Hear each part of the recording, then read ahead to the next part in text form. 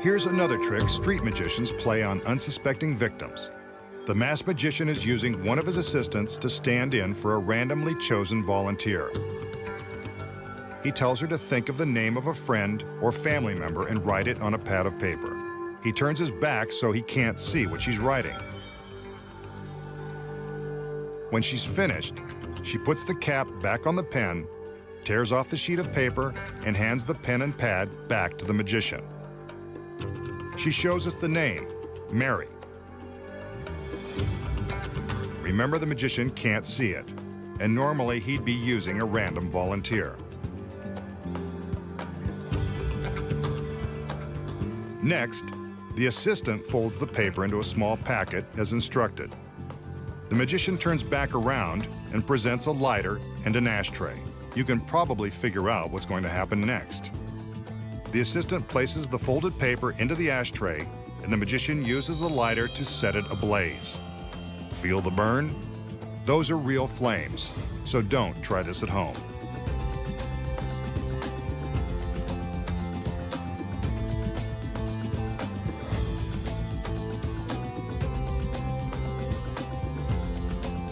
The magician douses the flames with his fingertips and scoops up some of the ashes. He sets down the ashtray and allows his jacket sleeve to pull back. With his sleeve up, we can see that there is nothing on his forearm. He sprinkles the ash onto his arm, then begins to rub the ash into his skin. Would you look at that? The name Mary magically appears.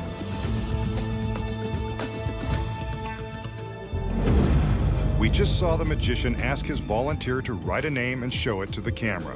Then he burned the paper, rubbed the ashes onto his arm, and somehow made the same name appear. But you know he didn't do it by magic. Here are the secrets.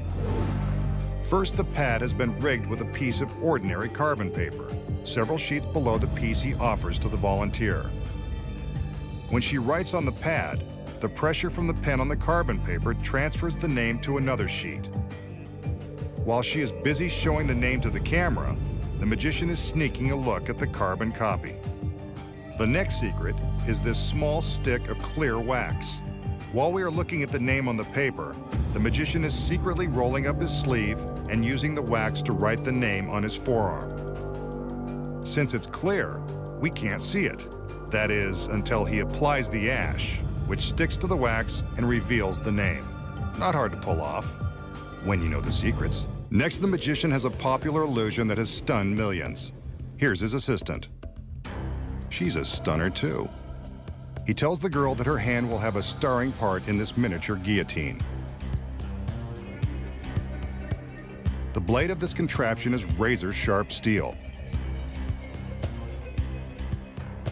He places her hand through a hole in the device. She'd better wave bye-bye now. The way these things work, she won't be able to do it later. The blade goes into the top of the guillotine. There's still time to back out, but she's game. With her permission, he slams the blade down. She screams. Why wouldn't she? He's just sliced off her hand. Well, what did she think was going to happen? The magician takes the towel and reaches into the basket. He returns her hand. Too little, too late. Maybe some magic will make it all better. A little conjuring, and the hand is good as new. She forgives and forgets. Now forgive me if I ask how it's done. So how did the magician plunge a genuine razor-sharp blade through the wrist of his lovely assistant, apparently removing her hand? Of course, he didn't. The secret here is in the miniature guillotine. With the basket removed, we can easily see a large space beneath the opening for the hand. The space is normally concealed by the basket, and there's good reason. When the blade is thrust downward and the assistant's hand appears to fall into the basket, the entire center section of the guillotine slides down into the empty space. The assistant's hand and wrist slide down with this center panel. From the back, we can see how the panel with the handhole is designed to slide.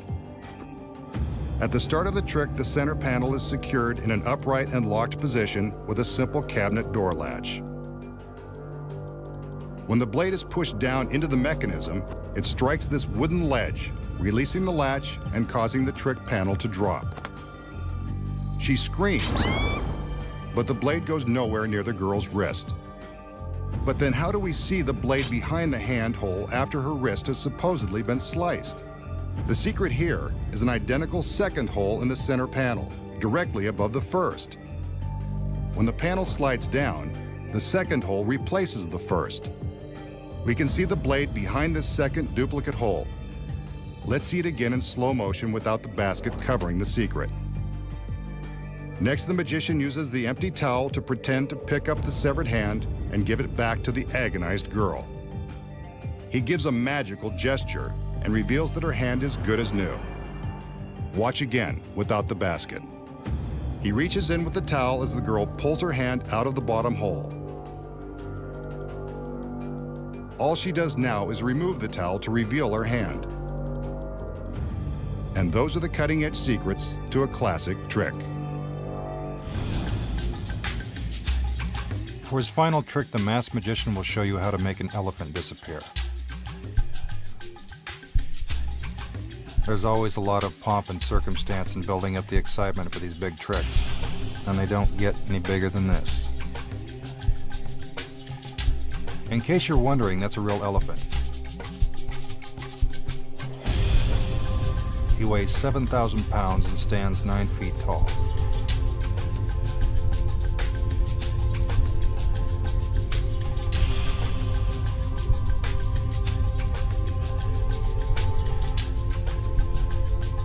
His handlers are there to make sure he doesn't get out of control. It's important to remember that when you're working with wild animals, there's always an element of real danger. The assistants lead the elephant toward the magician.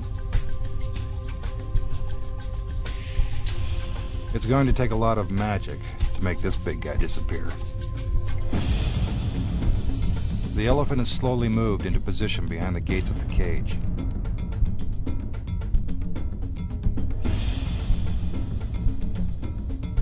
Again, the assistants do a little dance.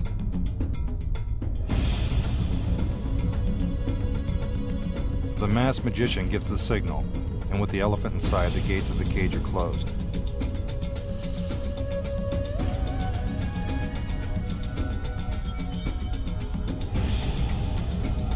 Keep your eye on the elephant. You can clearly see that he's still in the cage.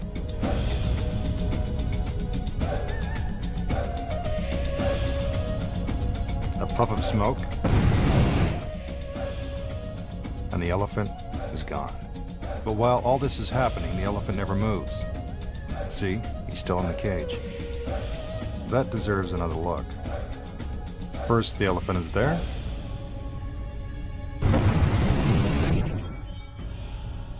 Then he's not. Have you figured it out? Well, here's how the trick is done. See the netting at the back of the cage? It looks exactly the same as the netting to the left and to the right of the cage. When the cage is closed, you can clearly see the elephant, as well as the netting behind him. Here's what you don't see. There are mirrors hidden inside each of the bars of the cage. When the magician triggers the explosives, the mirrors slide into place, blocking your view into the cage. You are no longer seeing the elephant and netting inside the cage. Instead, you're seeing a reflection of the netting outside the cage. Meanwhile, the elephant hasn't moved an inch. You can plainly see that he's still in the cage. Let's watch that again. The elephant is inside the cage. When the smoke clears, you're seeing a mirror image of the netting outside the cage. This makes it appear as if the elephant has vanished. Behind the scenes, split-second timing is critical to making the illusion work. On cue, a stagehand pulls a lever that moves the mirrors into place. Here's the trick without the smoke. You can clearly see the elephant disappear as the mirrors shift into position. Now it's time to make the illusion complete. While the audience is mesmerized watching the elephant disappear, his handlers quickly take him out through the netting in the back of the cage. Now when the magician opens the gates, the elephant is really gone.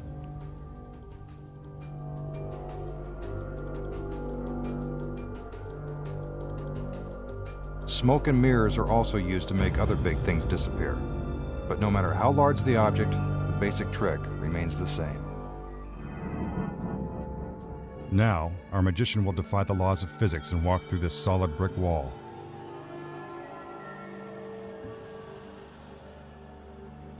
First, he'll demonstrate his amazing powers with the help of this ordinary egg.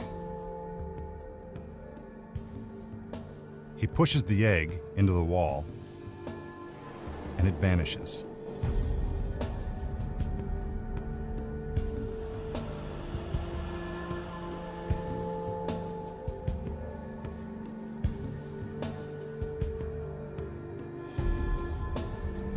Now on the other side, he magically pulls the egg through the solid wall.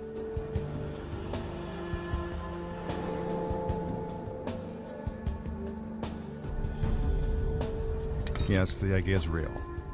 And so is the mess.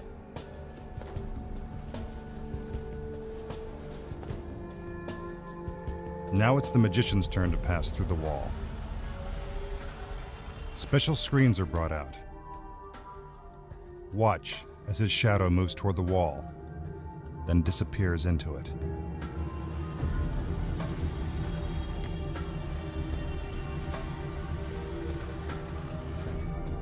Now the assistant gets a chance to try out her dramatic skills. She acts as if the magician is stuck inside.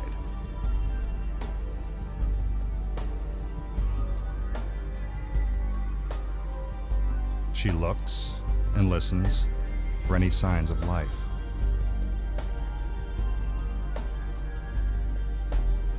The screens are brought around to the other side of the wall, and the process is reversed.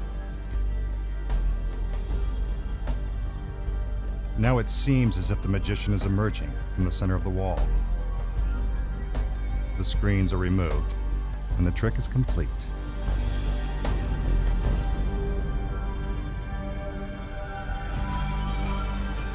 Now let's find out how it was done. For starters, the wall really is made of solid brick, so that's not the trick. As for the egg, well, from this reverse angle, we can see that this is a simple palming trick, like when your favorite uncle makes a quarter disappear, then reappear out of your ear. Take another look from the front. While it looks as if the magician is pushing the egg into the wall, from the reverse shot, we can see it's really just tucked behind his thumb. It remains hidden in his hand as he makes his way to the other side of the wall. From the front, the egg is still concealed from view. But with the reverse angle, we can see how he makes it appear as if the egg is coming straight out of the wall. He cracks it open to prove that he wasn't using a collapsible egg. Now the assistants bring out the screen. A light is turned on so you can see the magician's shadow. Here's what it looks like from the front. As the magician moves toward the wall, our magical lighting director slowly fades the light. It now seems as if the magician has disappeared into the wall. After moving to the side of the screen, he makes his escape. The assistant examining the wall is merely a distraction that allows the magician to get inside the screen. As the assistants move the screen to the other side of the wall, you can clearly see that the magician is walking inside. This must be done carefully, or the audience might see his feet or shadow. That would pretty much ruin the trick. The screen is put back into place and the process is reversed. He moves forward, as if magically materializing from the center of the wall. But we all knew that it was just one big trick. Now the masked magician will perform an illusion known as the Box of Pain. Only a true professional should attempt a dangerous trick like this. He opens the box to prove that it is completely empty. This is the unlucky assistant who must endure the Box of Pain. He makes her kneel down, then puts her head inside the box, where it remains for the entire trick. She has no idea what's in store for her. The box is closed, and her wrists are handcuffed together.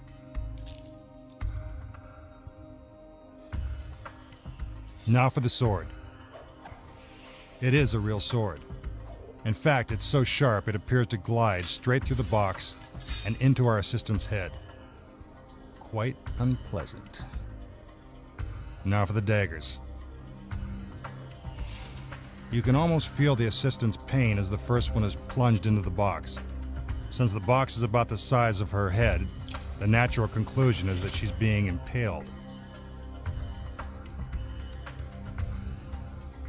She clenches her fist as another dagger is driven into the box.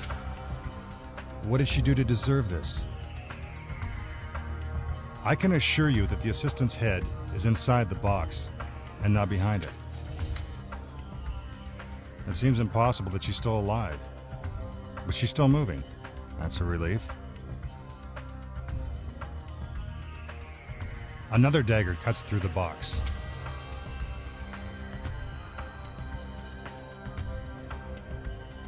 Watch as she flinches in pain when the blade is inserted.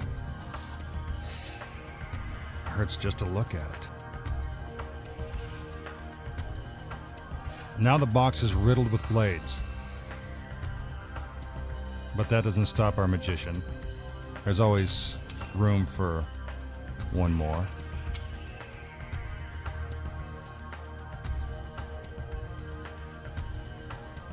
The final blade is inserted. You might want to cover your eyes for the next part. It won't be pretty. But wait a minute. Her head is gone. A bizarre decapitation? Or just another trick from the masked magician? While it appears that there is no way to survive the Box of Pain, there actually is a logical explanation. As you can see, the box is much deeper than it appears from the front. This gives the magician plenty of room to insert the blades both in front of and behind our assistant's head. But how did he make it appear that our assistant had been decapitated? The answer is simple. Mirrors. While the magician distracts you with the handcuffs, his other assistants are actually sliding the mirrors into place on the top of the box. So instead of seeing our assistant's head, we are now seeing reflections of the inside walls of the box. From this angle, we can see the mirrors slide into place as our assistant shifts her head backward. The sword also plays an important role in this trick. It covers the seam between the two mirrors, creating the illusion that you are seeing all the way to the back of the box. As for the blades, they are carefully inserted into the box so they surround our assistant's head without cutting into her. The blades come so close that they actually pass through her hair. The doors are opened, and the optical illusion works to perfection. Pretty tricky, huh?